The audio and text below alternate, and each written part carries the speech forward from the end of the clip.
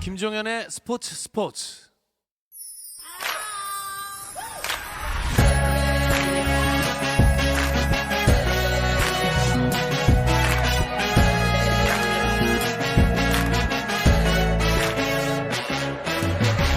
목요일에는 해외 축구 이야기 함께하고 있습니다. 라디오의 발롱도르를 꿈꾸는 이건 김정용의 랄롱도르 시작하겠습니다. 풋볼리스트 김정용 기자 인사 나눌게요. 안녕하세요. 네, 안녕하세요.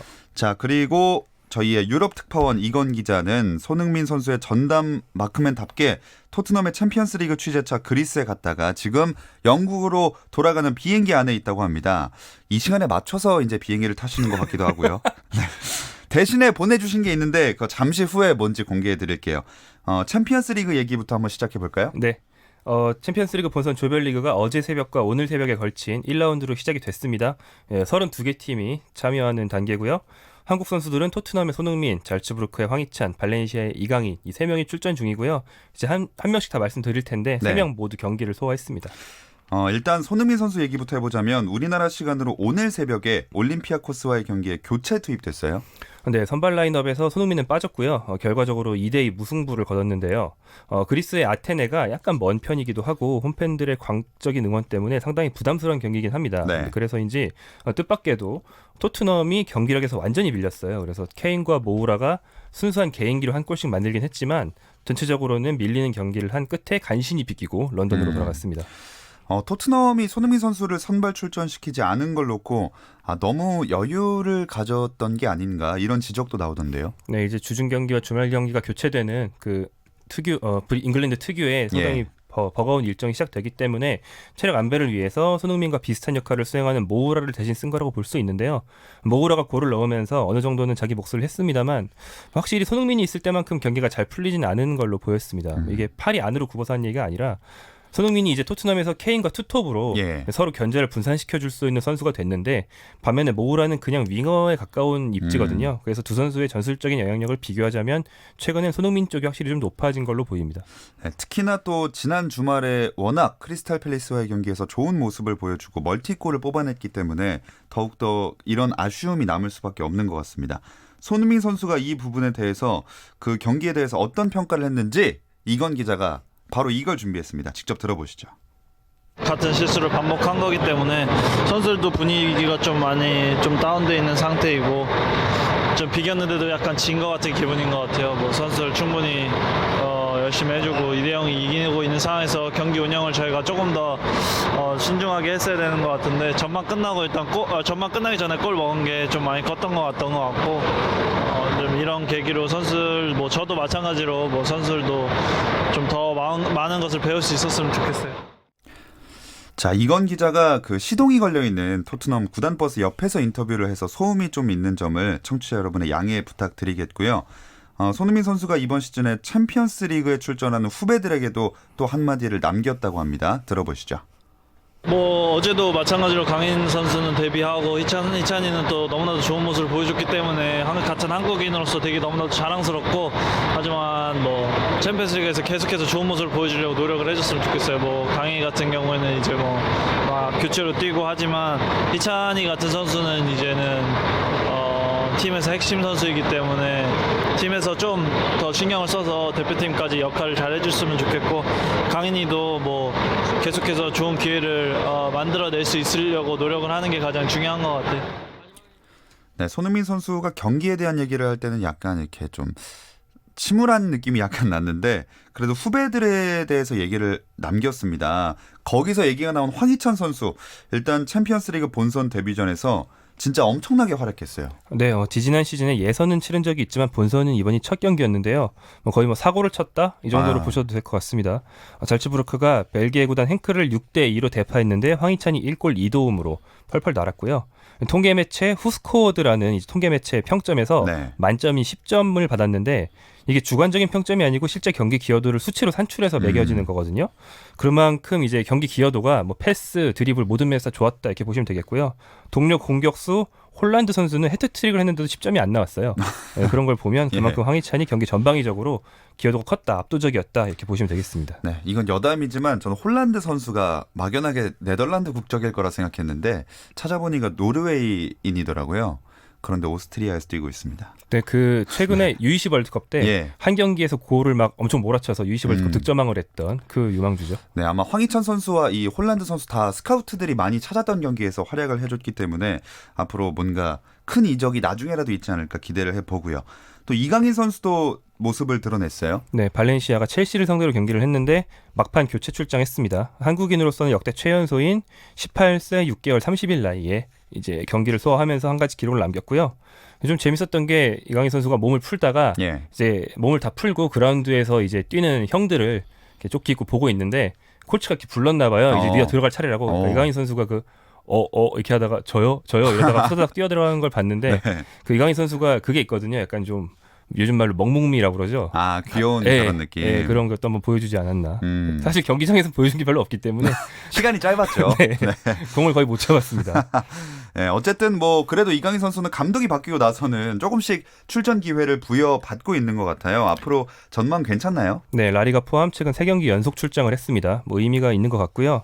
확실히 유망주 친화적인 셀라데스 감독이 부임하는 과정에서 이강인에겐 좀 유리한 환경이 조성된 것 같습니다. 참고로 기존에 팀을 잘 이끌어온 마르셀리노 감독 또 알레마니 단장 이 두 인물이 그러니까 사실상 축출된 거거든요. 네. 그 팀 내 알력 같은 상황에서요. 그래서 선수들이 이 첼시전을 앞두고 의무적으로 해야 되는 기자회견을 보이콧하면서 또 화제를 모으기도 했는데 하지만 이제 경기 후에 주장 파레오 선수를 중심으로 일단 그라운드에서는 최선을 다하자 이렇게 분위기를 좀 잡았어요. 그래서 이제 이강인 선수도 뒤숭숭하지 않은 발렌시아에서 계속 좀 출장 기회를 잡아갔으면 좋겠습니다. 네, 우리 선수들이 이렇게 챔피언스리그에서 출전도 하고 했는데 한국인 선수들 간의 맞대결은 조 편성을 봤을 때 조별리그에서는 볼 수가 없죠. 네, 토트넘이 B조, 잘츠부르크가 E조, 발렌시아가 H조 다 갈라져 있습니다. 그렇군요. 이 세 선수가 토너먼트까지 꼭 올라가서 한 번쯤 만났으면 그럼 또 한 선수가 떨어져야 하는구나. 예, 안 만났으면 좋겠습니다. 어쨌든 조별리그 성적을 잘 내야 올라가잖아요. 토트넘이 속한 B조는 한 경기는 비겼고 또 다른 경기는 어떤 결과가 나왔죠? 네, 바이에른 뮌헨이 츠르베나 지베지다와 경기를 했는데 바이에른 뮌헨이 전력차가 있다 보니까 3대0으로 가볍게 이겼고요. 유명한 선수들인 코망, 레반도프스키, 토마스 밀러 이 선수들이 각각 골을 넣었습니다. 또 B조 토트넘과 바이에른 뮌헨이 1, 2위 싸움을 펼칠 가능성이 높아 보이죠, 아무래도. 네, 원래 전력을 보면 그랬는데 토트넘이 첫 단추를 좀 잘못 깼죠. 네, 올림피아코스 원정이 쉽진 않지만 그 츠르베나 지베지다 원정이 더 어렵거든요. 네. 세르비아 베오그라드까지 가야 되기 때문에. 그래서 그거와 바이에른 뮌헨 원정에 비하면 제일 쉬워요, 사실.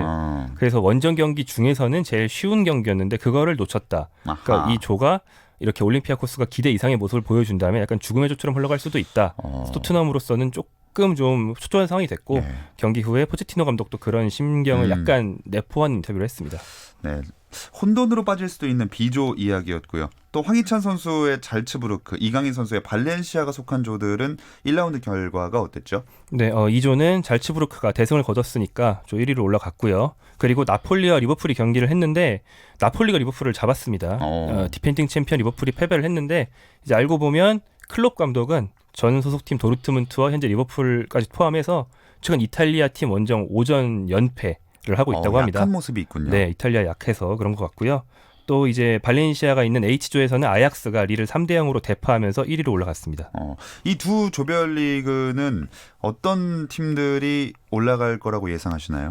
이 리버풀과 나폴리, 그러니까 2조에 있는 리버풀과 나폴리 같은 경우는 지난 시즌에도 같은 조에 있었어요. 네. 근데 사실은 리버풀이 우승해서 조별리그부터 되게 잘한 것 같지만 나폴리와 승점 동률인데 그 골득실까지 따져가지고 간신히 조 2위로 올라갔고 나폴리가 아슬아슬하게 떨어졌거든요. 그래서 이번에도 2조는 사실 디펜딩 챔피언이긴 하지만 리버풀이 절대 강자라고 볼 수 없습니다. 그래서 좀 혼전이 좀 기대가 되고요.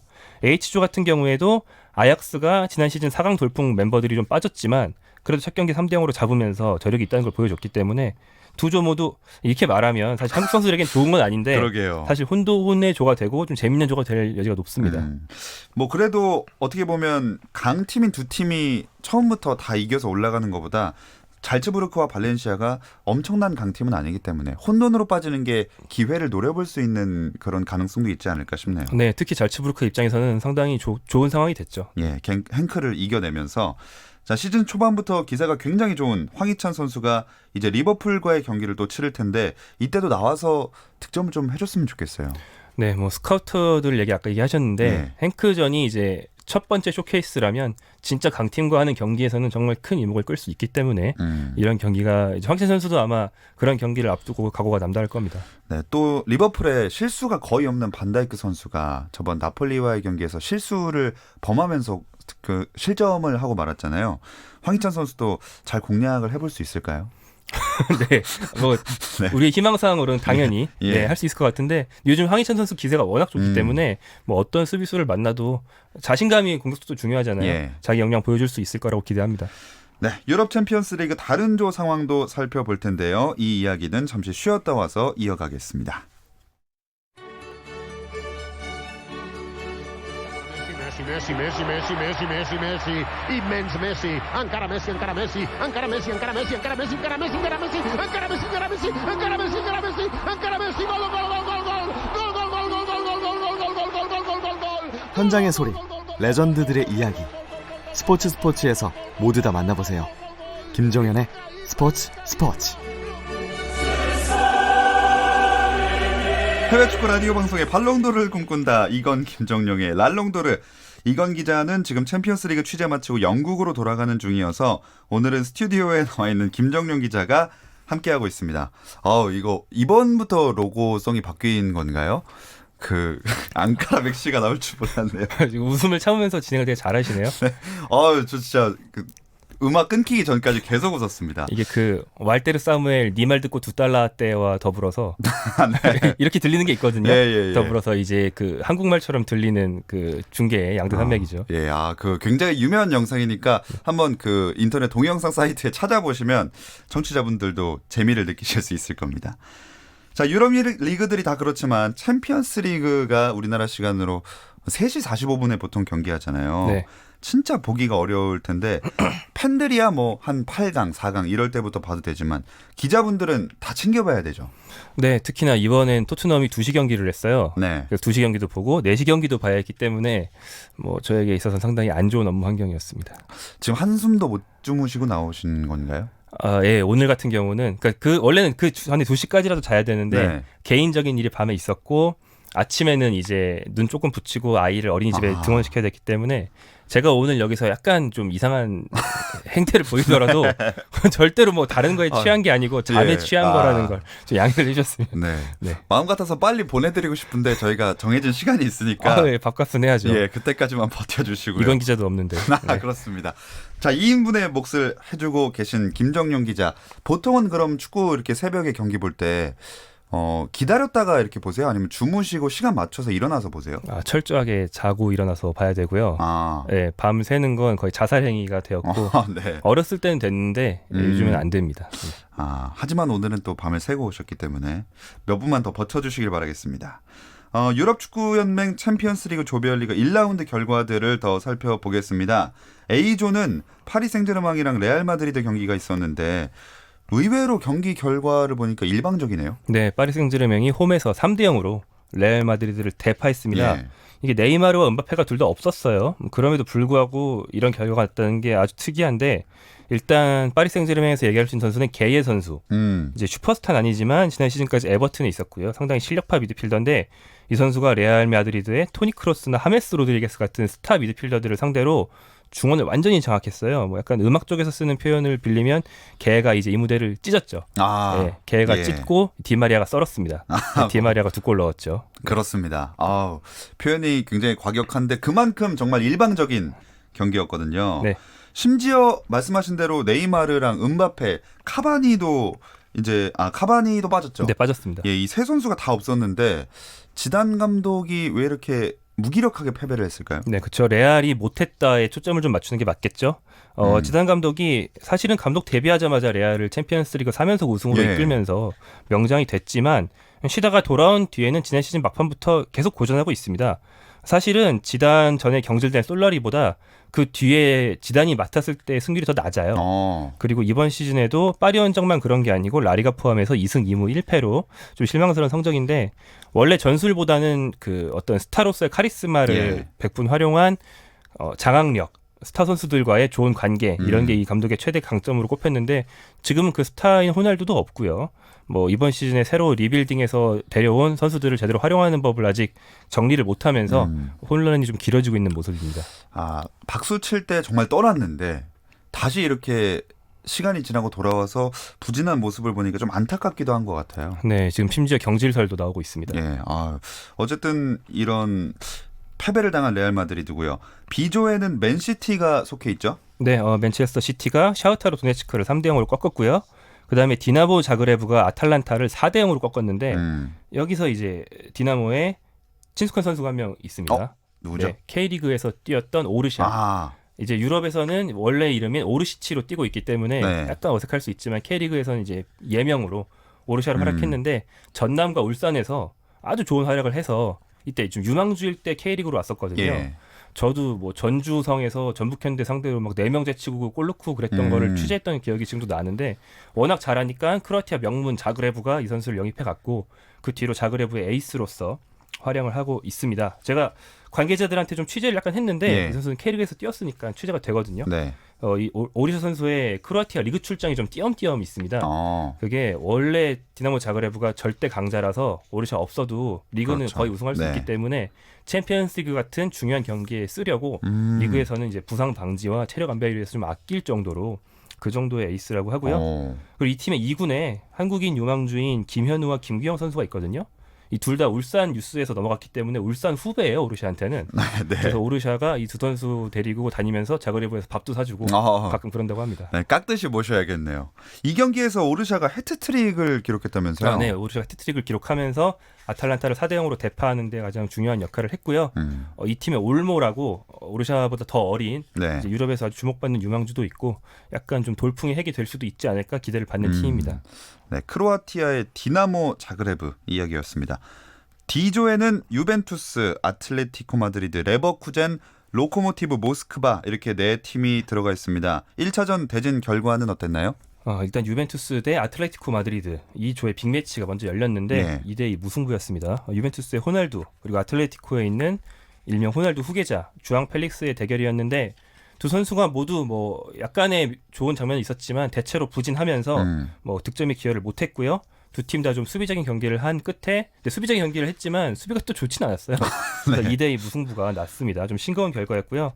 두 팀 모두 개막전의 기대에 비해서 좀 부진한 상태이기 때문에 그게 이날 경기력에 반영된 것 같습니다. 그래서 레버쿠젠과 로코모티브에도 좀 16강 진출의 기회가 생기는 것 같은데 일단 로코모티브가 레버쿠젠 원정에서 정말 소중한 승리를 거두면서 현재 조 1위로 올라가 있습니다. B조를 제외하면 여태까지 다 약간 혼돈의 결과들이 나오고 있는 것 같은데 F조 상황도 한번 들어볼게요. 네, 여기도 혼돈입니다. 네, 바르셀로나와 도르트문트가 일단 비겼습니다. 아하. 네, 근데 바르셀로나의 졸전 얘기를 해야 되는데요. 바르셀로나가 원래도 홈과 원정의 경기력 차가 좀 있는 팀인데 이번 시즌 극단적으로 심해졌거든요. 그래서 그 어렵기로 유명한 도르트문트 원정에서 결과만 비겼지 경기력에서 바르셀로나가 정말 완전 밀렸습니다. 전반 내내 유슈팅이 없었고 후반에 유슈팅 1개였거든요. 심지어 이제 도르트문트 일방적으로 밀리는 걸 그 독일 출신 골키퍼인 슈테겐 골키퍼가 다 막아서 네. 겨우 비긴 거였고 슈테겐은 심지어 페널티킥도 막았는데 슈테겐은 경력을 통틀어서 챔피언스리그 페널티킥을 6개 중에 4개를 현재 막았다고 합니다. 뭐 거의 초인적인 기록이라고 할 수 있는데 그거에 힘입어서 겨우 비긴 거고요. 그리고 인테르 밀란도 슬라비아 프라하와 그러니까 원정 경기가 아니고 홈 경기였는데 가까스로 비겼어요. 그래서 여기도 혼돈입니다. 특히나 바르셀로나는 그 레알 마드리드도 지금 지단 감독 경질설이 나왔다고 말씀하셨는데 꽤나 발베르데 감독 경질설이 오래전부터 나온 걸로 알고 있어요. 네, 나오고 있고요. 이 팀에 이번에 새로 영입된 에이스 미드필더 더용 선수가 발베르데 감독의 경질을 촉구하는 어떤 그 인스타그램 게시물에 아 진짜요? 실수였겠죠. 아마 실수였겠지만 좋아요를 눌러서 그 화제가 되고 있다고 하더라고요. 뭐 팀 분위기도 살짝 안 좋은 것 같고 네. 예, 그런 진짜 SNS가 발달되면서 선수들의 속마음을 알아볼 수 있는 게 재밌는 것 같아요. 네, 누가 좋아요 눌렀다 이게 기사가 많이 되죠. 예. 자, 그럼 G조는 출발을 어떻게 했나요? G조는 여기도 또 죽음의 조입니다. 아, 쉽지 여기는 않네요. 애초에 강자가 없어요. 아하. 네, 강자도 약자도 없는데 리옹과 제니트가 1대1로 비겼고 독일의 라이프치히가 벤피카를 2대1로 꺾었는데요. 이 조의 특이사항이라면 제니트의 주전 공격수가 이란 대표 아즈문입니다. 아, 네, 아즈문이 이날 그 골을 넣었거든요. 예. 그래서 이번 라운드에서는 황희찬과 아즈문, 아시아 선수가 2명 동시에 득점을 하는 그런 라운드가 됐습니다. 지난번 예전에 우리나라랑 평가전 할 때 부상으로 못 왔던 걸로 기억하는데 회복을 가장 다 했는군요. 최근이었나요, 그게? 네. 근데 원래는 이란 대표팀에서 꾸준히 활약해온 뭐 제일 중요한 공격수 중에 하나고 이 전에는 아마 루빈 카잔이었을 텐데 다른 팀 소속으로도 챔피언스리그 나와서 벌써 골을 많이 넣은 아하. 이미 유럽 경진력이 이미 입증된 선수입니다. 자, G조까지도 다 혼돈입니다. 바르셀로나, 도르트문트, 인터밀란이 모인 F조랑 또 아예 빅클럽이 없는 G조가 이제 예상하기 힘든 조다 이렇게 생각들을 많이 하시는데 김정용 기자는 어떻게 생각하세요? 네, 뭐 지금 다 죽음의 조라고 했지만 네. 말씀하신 대로 F조가 좀 유독 그래 보이는 이유가 죽음의 조가 완성되려면 강팀이 부진해야 되는 거거든요. 근데 이제 바르셀로나가 이 한 경기만 그랬던 게 아니고 최근에 부진이 쭉 이어지고 있기 때문에 아무래도 절대 강자 없는 F조가 되지 않겠나 그런 생각이 들고 관련해서 과감하게 좀 예상을 해보자면 예. 원래 조별리그는 매 시즌 전승, 6전 전승 팀이나 6전 전패 팀이 한두 씩은 나오거든요. 그렇죠. 근데 아마 이번 시즌 하나도 없지 않을까 네, 생각이 됩니다. 하긴 지금 강팀들이 다 비기거나 뭐 패한 팀들도 많아서 좀 상황이 재밌게 돌아가고 있습니다. 챔피언스 리그가 확실히 시작하니까 유럽 리그가 진짜 시작됐다 이런 느낌이 드는데 그럼 자 챔스 그 우승 후보 어떤 팀 딱 한 팀만 골라볼까요? 아무래도 짤츠부르크 나자주부르크요. 이건 뭐 농담이어야 할 것 같고요. 네. 지금 분위기가 제일 좋은 팀은 파리 생제르맹이죠. 그런데 이제 레알을 3대0으로 잡은 이 팀에 네이마르, 음바페가 돌아왔을 때 과연 그만큼 성적이 올라갈까? 축구라는 게 그렇지는 오히려? 않거든요. 예. 만약에 오히려 묘하게 조직력이 떨어지거나 이런 결과가 나온다면 그거야말로 좀 재밌지 않겠나 그런 생각이 드는데 현재로서는 가장 이제 분위기가 좋은 팀은 분명히 파리 생제르맹인 것 같습니다. 잘츠부르크는요? 짤츠부르크는 네, 뭐 더 이상 말을 하지 않겠습니다. 제가 섣부른 뭐 약간 좀 전문가로서 권위가 떨어지기 때문에. 네. 알겠습니다. 유로파 리그 일정도 내일부터 시작이 됩니다. 네, 이번 1라운드는 유로파 리그는 딱히 막 큰 빅매치는 없습니다. 그중에 제일 큰 대진이 유일하게 이제 빅4 4대 리그 팀끼리 맞붙는 프랑크푸르트와 아스날의 경기라고 할 수 있는데 두 팀 다 이제 각각 분데스리가와 프리미어리그에서 9위, 7위로 실망스러운 상태고요. 그래서 반등이 필요한 상태에서 붙게 되고요. 아스날은 소위 유로파리그의 제왕이라고 하는 에메리 감독이 지휘봉을 잡고 있기 때문에 프리미어리그에서의 부진을 만회할 반등의 계기를 마련할 수 있을지가 좀 기대가 되죠. 근데 저도 에메리 감독이 지난 시즌에도 유로파에 나갔었는데 우승을 할 줄 알았는데 아스날에서 못하지 않았었나요? 네, 뭐 아스날에 와서는 뭐 그 어떤 제왕도 아닙니다. 예. 그때 결승전에서 패했었죠. 지난 시즌에요? 예. 네, 지난 시즌에는 뭐 아깝게 됐죠. 그렇습니다. 어쨌든 자 이렇게 챔피언스리그, 유로파리그에 이어서 주말에는 리그 일정도 선수들이 소화를 해야 할 텐데 우리나라 유로파 선수들의 경기 일정 짚어주시죠. 네, 토요일 저녁 8시 30분에 토트넘이 레스터시티 원정 경기를 갖게 되는데요. 보통 유럽 대항전 치른 팀들은 경기를 좀 뒤로 빼주는데 되게 일찍 하더라고요. 그런 만큼 올림피아코스 원정에서 선발로 안 뛴 손흥민은 거의 무조건 이제 중책을 맡게 되지 않겠나 싶고요. 바로 이어지는 토요일 10시 반에 권창훈, 정우영의 소속팀 프라이부르크가 아우크스부르크와 경기하고요. 일요일 새벽 3시에 보르드 경기 있고 일요일 밤 11시에 발렌시아가 경기를 하는데 상대가 사전 전패를 당한 레가네스고 발렌시아가 첼시 원정 다녀왔기 때문에 어쩌면 이강인 선수가 리그 데뷔 선발로 할 수도 있지 않을까? 뭐 그런 정도의 약간의 기대는 할 수 있을 것 같습니다. 네, 작은 기대를 하면서 지켜보겠습니다. 자, 이건 김정용의 랄롱도르 이제 마칠 시간입니다. 김정용 기자 오늘 2주 연속인가요? 2인분의 몫을 해주시느라고 정말 고생 많으셨습니다. 이럴 거면 이건 기자 이름을 빼는 게 좋지 않나요? 자, 김정용의 랄롱도르 여기서 마치겠습니다. 고맙습니다. 고맙습니다. 내일도 저녁 8시 30분 함께해 주세요. 김정현의 스포츠.